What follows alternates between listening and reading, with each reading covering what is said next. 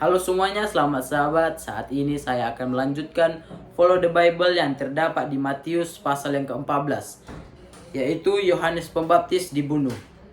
Pada masa itu sampailah berita tentang Yesus kepada Herodes raja wilayah. Lalu ia berkata kepada pegawai-pegawainya, "Inilah Yohanes Pembaptis. Ia sudah bangkit dari antara orang mati, dan itulah sebabnya kuasa-kuasa itu bekerja di dalamnya." Sebab memang Herodes telah menyuruh menangkap Yohanes, membelenggunya dan memenjarakannya. Berhubung dengan peristiwa hari Herodias, istri Filipus saudaranya. Karena Yohanes pernah menegurnya, katanya, "Tidak halal engkau mengambil Herodias." Herodes ingin membunuhnya, tetapi ia takut akan orang banyak yang memandang Yohanes sebagai nabi. Tetapi pada hari ulang tahun Herodes, menarilah anak perempuan Herodias di tengah-tengah mereka dan menyukakan hati Herodes. Sehingga Herodes bersumpah akan memberikan kepadanya apa saja yang dimintanya. Maka setelah dihasut oleh ibunya, anak perempuan itu berkata, "Berikanlah aku di sini kepala Yohanes Pembaptis di sebuah talam." Lalu sedihlah hati raja, tetapi karena sumpahnya dan karena tamu-tamunya diperintahkannya juga untuk memberikannya.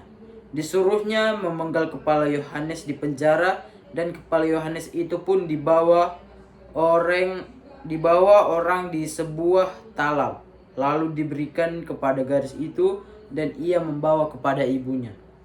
Kemudian datanglah murid-murid Yohanes Pembaptis dengan mengambil mayatnya dan menguburkannya. Lalu pergilah mereka memberitahukannya kepada Yesus. Yesus memberi makan 5.000 orang. Setelah Yesus mendengar berita itu, menyingkirlah ia dari situ dan hendak mengasingkan diri dengan perahu di tempat yang sunyi. Tetapi orang banyak mendengarnya dan memanggil dia dengan mengambil jalan darat dari kota-kota mereka. Ketika Yesus mendarat, ia melihat orang banyak yang besar jumlahnya. Maka tergeraklah hatinya oleh belas kasihan kepada mereka, dan ia menyembuhkan mereka yang sakit. Menjelang malam, murid-muridnya datang kepadanya dan berkata, "Tempat ini sunyi dan hari sudah mulai malam. Suruhlah orang banyak itu pergi supaya mereka dapat membeli makan di desa-desa." Tetapi Yesus berkata kepada mereka, "Tidak perlu mereka pergi. Kamu harus memberi mereka makan." Jawab mereka, "Yang ada pada kami di sini hanya 5 roti dan 2 ikan." Yesus berkata bahwa, "Bawalah kemari kepadaku." Lalu disuruhnyalah orang banyak itu duduk di rumput. Dan setelah diambilnya 5 roti dan 2 ikan itu, Yesus menengadah ke langit dan mengucap berkat. Lalu memecah-mecah roti itu dan memberikannya kepada murid-muridnya. Lalu murid-muridnya membagi-bagikan kepada orang banyak. Dan mereka semuanya makan sampai kenyang. Kemudian orang mengumpulkan potongan-potongan roti yang sisa, 12 bakul penuh. Lalu Yesus ikut makan kira-kira 5.000 kaki laki-laki, tidak termasuk perempuan dan anak-anak. Yesus berjalan di atas air. Sesudah itu, Yesus segera memerintahkan murid-muridnya naik ke perahu dan mendahulunya ke seberang. Sementara itu, ia menyuruh orang banyak pulang.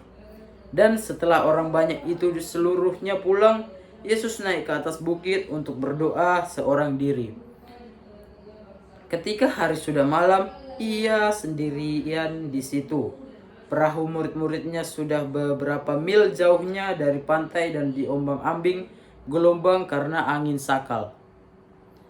Kira-kira jam 3 malam datanglah Yesus kepada mereka berjalan di atas air. Ketika murid-muridnya melihat dia berjalan di atas air, mereka terkejut dan berseru, "Itu hantu!" Lalu berteriak-teriak karena takut. Tetapi segera Yesus berkata kepada mereka, "Tenanglah, aku ini, jangan takut." Lalu Petrus berseru dan menjawab dia, "Tuhan, apabila itu Engkau, suruhlah aku datang kepadamu berjalan di atas air." Kata Yesus, "Datanglah." Maka Petrus turun dari perahu dan berjalan di atas air mendapatkan Yesus. Tetapi ketika dirasakannya tiupan angin, takutlah ia dan mulai tenggelam lalu berteriak, "Tuhan, tolonglah aku." Segera Yesus mengulurkan tangannya, memegang dia dan berkata, "Hai orang-orang yang percaya, mengapa engkau bimbang?" Lalu mereka naik ke perahu dan angin pun redalah. Dan orang-orang yang ada di perahu menyembah dia, katanya, "Sesungguhnya engkau anak Allah." Yesus menyembuhkan orang-orang sakit di Genesaret. Setibanya di seberang, mereka mendarat di Genesaret. Ketika Yesus dikenal oleh orang-orang di tempat itu, mereka memberitahukannya ke seluruh daerah itu. Maka semua orang sakit dibawa kepadanya. Mereka memohon supaya diperkenankan menjamah jubahnya, dan semua orang yang menjamahnya menjadi sembuh. Perintah Allah dan adat istiadat Yahudi. Kemudian datanglah beberapa orang Farisi dan ahli-ahli Taurat dari Yerusalem kepada Yesus dan berkata, "Mengapa murid-muridmu melanggar adat istiadat nenek moyang kita? Mereka tidak membasuh tangan sebelum makan." Tetapi jawab Yesus kepada mereka, "Mengapa kamu pun melanggar perintah Allah demi adat istiadat nenek moyangmu? Sebab Allah berfirman, 'Hormatilah ayahmu dan ibumu,' dan lagi, siapa yang mengutuki ayahnya dan ibunya pasti dihukum mati. Tetapi kamu berkata, barang siapa berkata kepada bapaknya atau kepada ibunya, 'Apa yang ada padaku yang dapat digunakan untuk memeliharaanmu, sudah digunakan untuk persembahan kepada Allah,' orang itu tidak menjawab lagi menghormati bapaknya atau ibunya. Dengan demikian firman Allah kamu menyatakan tidak berlaku demi adat istiadatmu sendiri. Hai orang-orang munafik, benarlah nubuat Yesaya tentang kamu. Bangsa ini memuliakan aku dengan bibirnya, padahal hatinya jauh daripadaku. Cuma mereka beribadah kepadaku, sedangkan ajaran yang mereka ajarkan ialah perintah manusia." Lalu Yesus memanggil orang banyak itu dan berkata kepada mereka, "Dengar dan camkanlah, bukan yang masuk ke dalam mulut yang menajiskan orang, melainkan yang keluar dari mulut itulah yang menajiskan orang." Maka datanglah murid-muridnya dan berkata kepadanya, "Engkau tahu bahwa perkataanmu itu telah menjadi batu sandungan bagi orang-orang Farisi?" Jawab Yesus, "Setiap tanaman yang tidak ditanam oleh Bapakku yang di surga akan dicabut dengan akar-akarnya. Biarkanlah mereka itu. Mereka orang buta yang menuntun orang buta. Jika orang buta menuntun orang buta, pasti keduanya jatuh ke dalam lubang." Lalu Petrus berkata kepadanya, "Jelaskanlah perumpamaan itu kepada kami." Jawab Yesus, "Kamu pun masih belum dapat memahaminya? Tidak tahukah kamu bahwa segala sesuatu yang masuk dalam mulut turun ke dalam perut lalu dibuang di jamban? Tetapi apa yang keluar dari mulut berasal dari hati, dan itulah yang menajiskan orang. Karena dari hati timbul segala pikiran jahat, pembunuhan, perzinahan, percabulan, pencurian, sumpah palsu, dan hujat. Itulah yang menajiskan orang. Tetapi makan dengan tangan yang tidak dibasuh tidak menajiskan orang."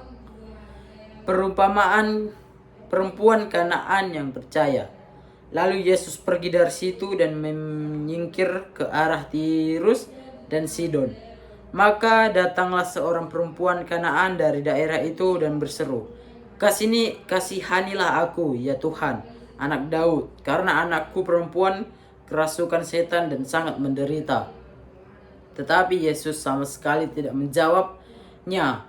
Lalu murid-muridnya datang dan meminta kepadanya, "Suruhlah ia pergi, ia mengikuti kita dengan berteriak-teriak." Jawab Yesus, Aku diutus hanya kepada domba-domba yang hilang dari umat Israel. Tetapi perempuan itu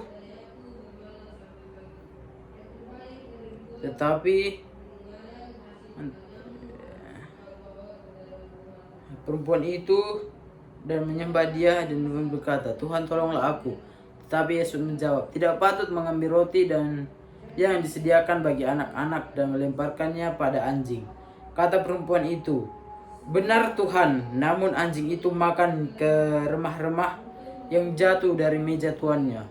Maka Yesus menjawab dan berkata kepadanya, "Hai ibu, besar imanmu, maka jadilah kepadamu seperti yang ku kehendaki."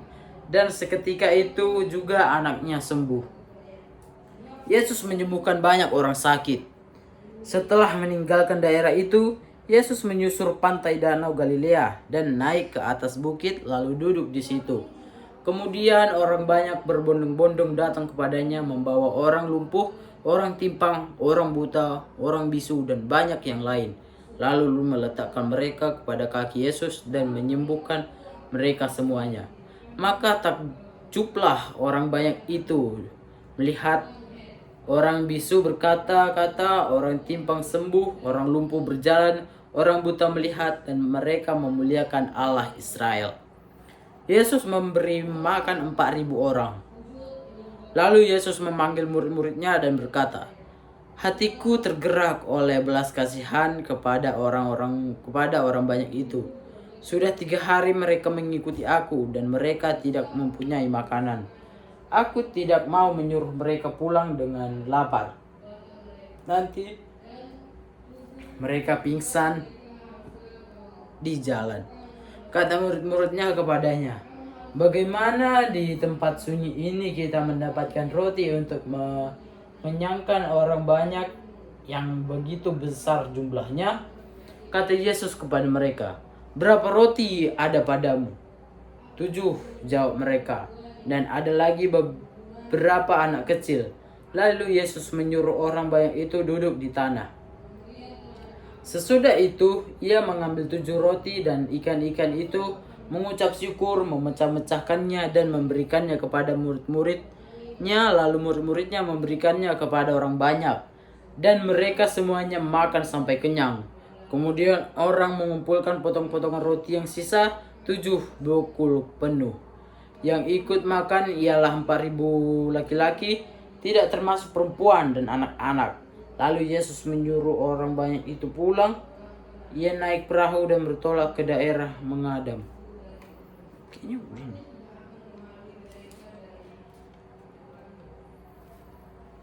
Orang Farisi dan Saduki meminta tanda. Kemudian datanglah orang-orang Farisi dan Saduki hendak mencoba Yesus. Mereka meminta supaya ia memperlihatkan suatu tanda dari surga kepada mereka. Tetapi Yesus menjawab, "Pada petang hari karena langit merah, kamu berkata, hari akan cerah, dan pada pagi hari karena langit merah dan redup, kamu berkata hari buruk. Rupa langit kamu tahu membedakan, tetapi tanda-tanda zaman tidak. Angkatan yang jahat dan tidak setia itu menuntut suatu tanda, tetapi kepada mereka tidak akan diberikannya tanda selain tanda Nabi Yunus." Lalu Yesus meninggalkan mereka dan pergi.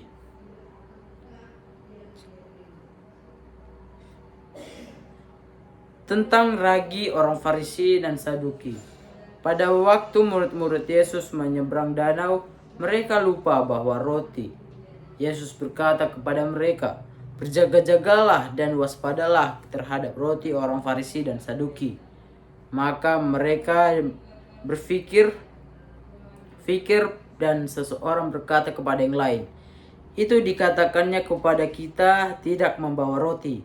Dan ketika Yesus mengetahui apa yang mereka berbincangkan, ia berkata, "Mengapa kamu membicarakan soal tidak ada roti, hai orang-orang yang kurang percaya? Belum juga kamu mengerti? Tidak kamu ingat lagi akan 5 roti untuk 5.000 orang itu, yang berapa bakul roti yang kamu kumpulkan kemudian?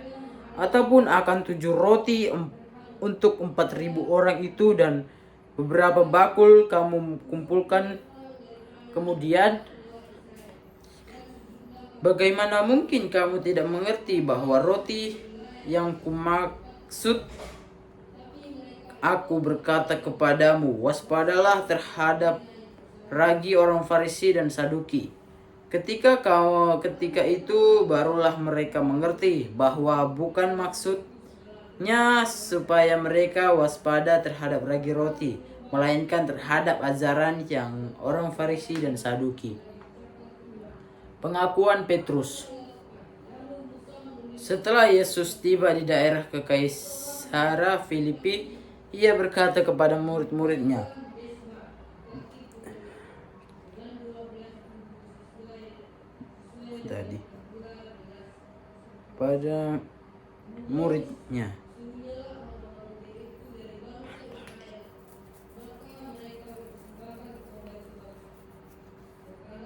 muridnya, kata orang, siapakah anak manusia itu? Jawab mereka, ada yang mengatakan Yohanes Pembaptis, ada juga yang mengatakan Elia, dan ada pula yang mengatakan Yeremia atau salah seorang dari para nabi. Lalu Yesus berkata kepada mereka, Tetapi apa katamu? Siapakah aku ini? Maka jawab Simon Petrus, Engkau adalah Mesias, anak Allah yang hidup. Kata Yesus kepadanya, Berbahagialah engkau Simon bin Yunus, sebab bukan manusia yang menyatakan itu kepadamu, melainkan Bapa-Ku yang di surga. Dan aku pun berkata kepadamu, engkau adalah Petrus, dan di atas batu karang ini aku akan mendirikan jemaatku, dan alam maut tidak akan menguasainya. Kepadamu akan kuberikan kunci kerajaan surga. Apa yang kulihat di dunia ini akan terikat di surga, dan apa yang kulepaskan di dunia ini akan terlepas di surga. Lalu Yesus melarang murid-muridnya supaya jangan memberitahukan kepada siapapun bahwa ia Mesias. Pemberitahuan pertama tentang penderitaan Yesus dan syarat-syarat mengikuti dia.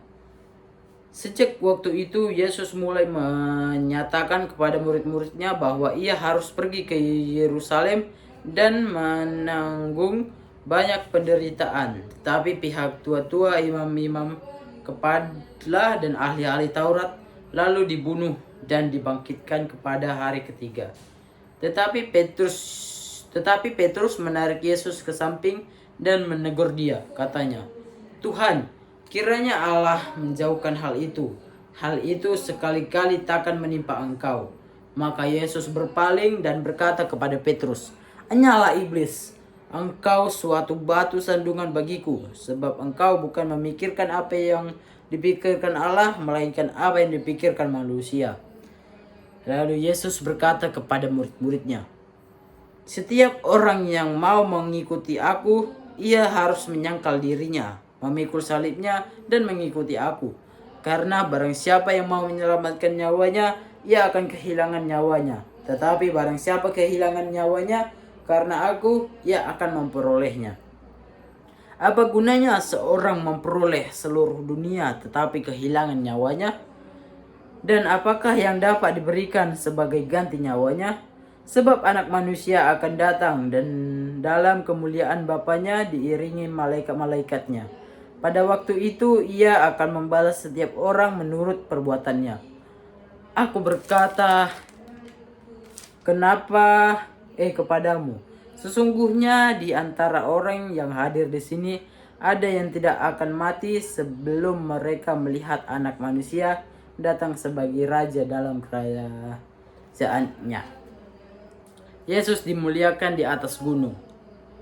6 hari kemudian Yesus membawa Petrus, Yakobus, dan Yohanes saudaranya, dan bersama-sama dengan mereka ia naik ke sebuah gunung yang tinggi.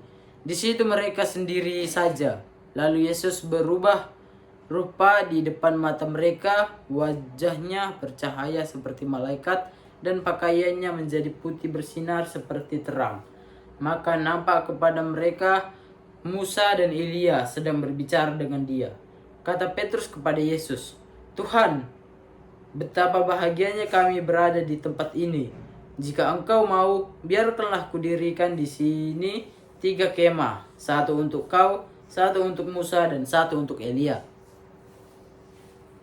Dan tiba-tiba sedang ia berkata, turunlah awan yang terang menaungi mereka, dan dari dalam awan itu terdengar suara yang berkata, inilah anak yang kukasihi, kepadanya lah aku berkenan, dengarkanlah dia.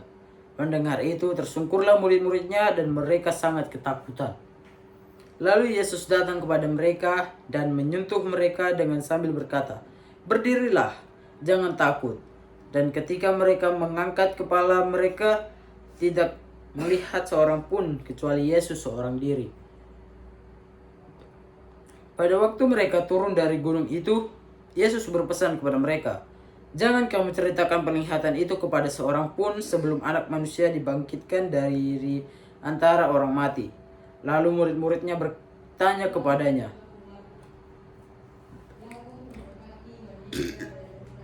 kalau demikian, mengapa ahli-ahli Taurat berkata kepada Elia harus datang dahulu? Jawab Yesus, memang Elia akan datang dan memulihkan segala sesuatu. Dan aku berkata kepadamu, Elia sudah datang, tetapi orang tidak mengenal dia dan memberlakukannya menurut kehendak mereka. Demikian juga Anak Manusia dan menderita oleh mereka. Pada waktu itu mengertilah murid-murid Yesus bahwa ia berbicara dengan Yohanes Pembaptis.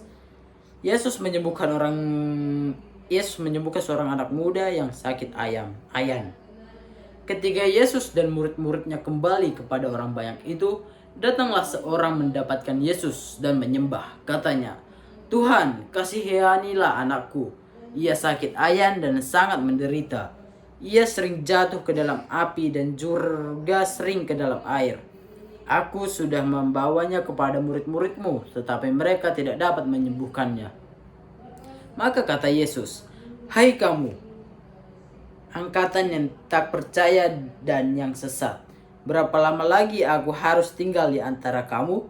Berapa lama lagi aku harus sabar terhadap kamu? Bawalah anak itu kemari. Dengan keras Yesus menegur dia.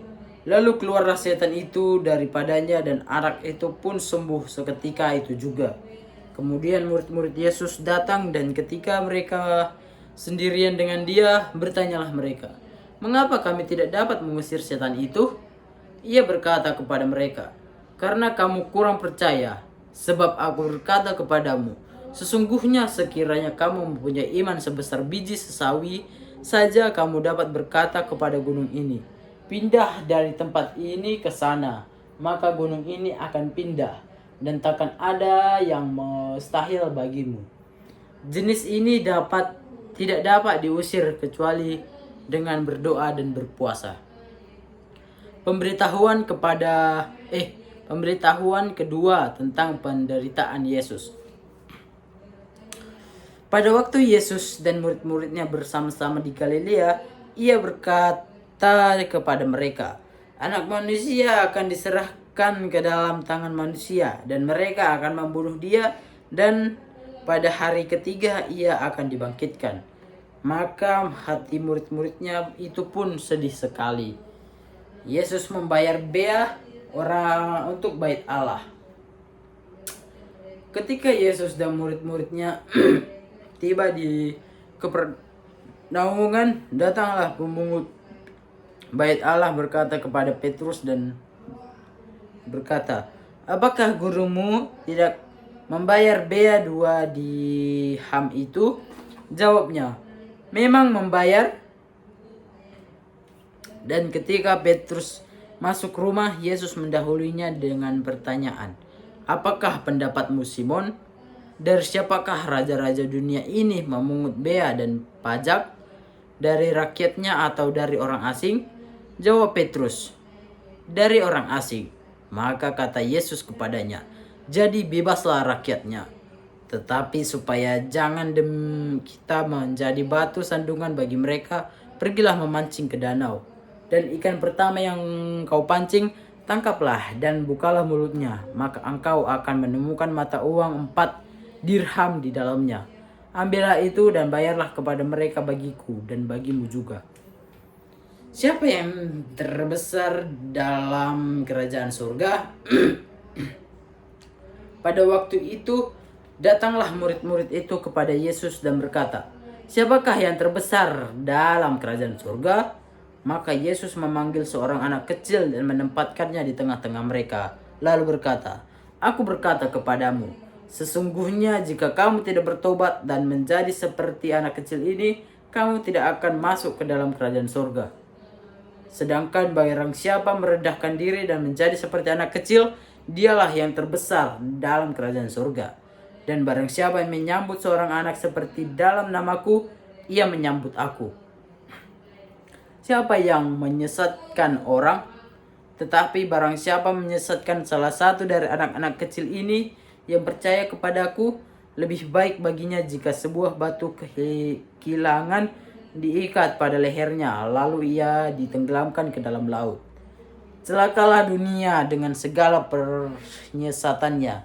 Memang penyesatan harus ada, tetapi celakalah orang yang mengadakannya. Jika tanganmu atau kakimu menyesatkan engkau, penggallah dan buanglah itu.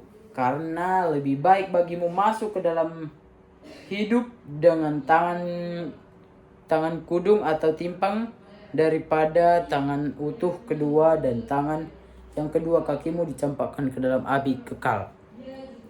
Dan jika matamu menyesatkan engkau, cungkilah dan buanglah itu.